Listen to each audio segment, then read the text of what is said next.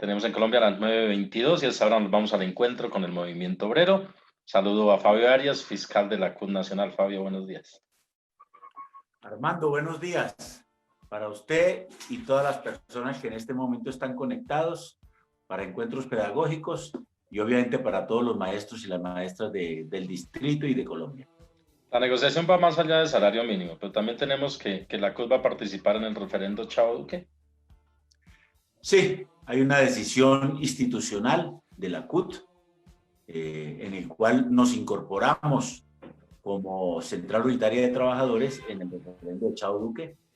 Ya obviamente estamos dentro del Comité Nacional del referendo Chao Duque y estamos obviamente ya esperando que se definan los tiempos para recoger las firmas y la constitución de los comités departamentales y municipales, cuestión en la cual la CUT y FECODE pueden jugar un papel trascendental, tal como lo jugaron en el año 2003 para derrotar el referendo también de Uribe en aquella época.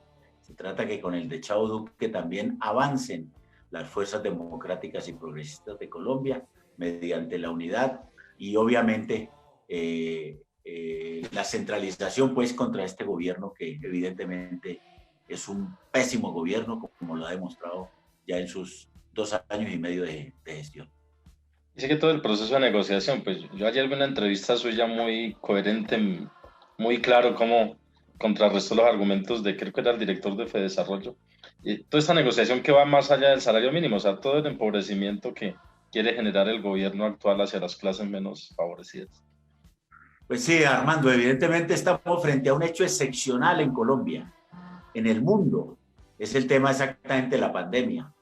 Veníamos de un proceso de recesión antes de la pandemia y con la pandemia se agudizó de tal manera que estamos en una gran depresión. Inclusive se dice que ya superior a la que se vivió en 1929, 1930, que fue una situación excepcional también de pérdida de la economía y del empleo. Estamos en una situación, inclusive dicen algunos economistas, peor que esa.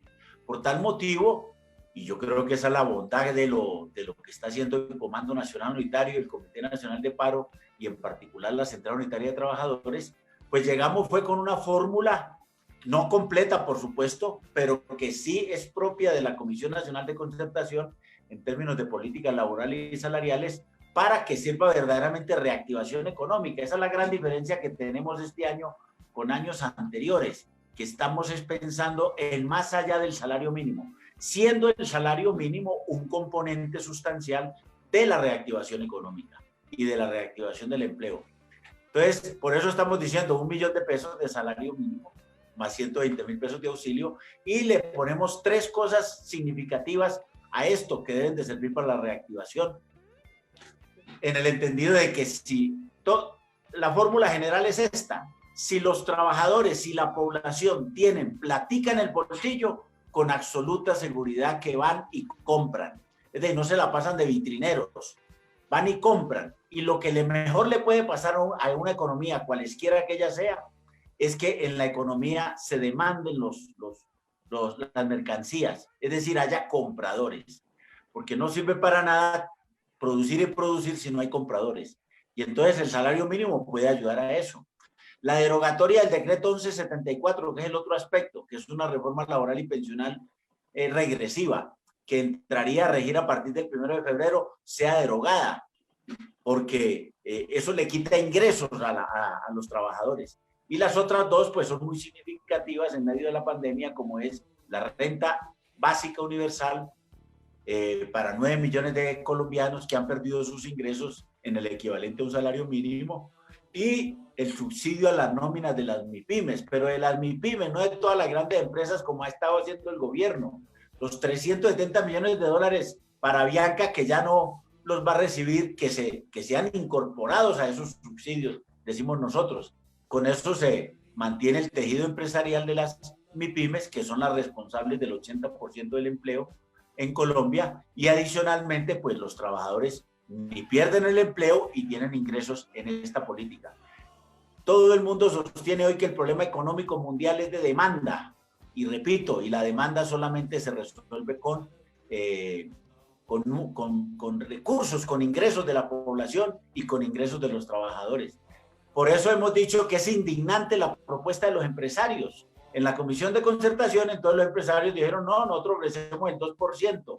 Eso es una cuestión no solamente indignante, insultante, da rabia escuchar a estos señores pensar exactamente que quieren una reactivación económica. Eso es pura carreta. La vieja fórmula de que se genera empleo es quitándole derecho a los trabajadores, es una fórmula que ya ha demostrado que es falsa, que está fracasada, no solamente en Colombia, sino en todo el planeta.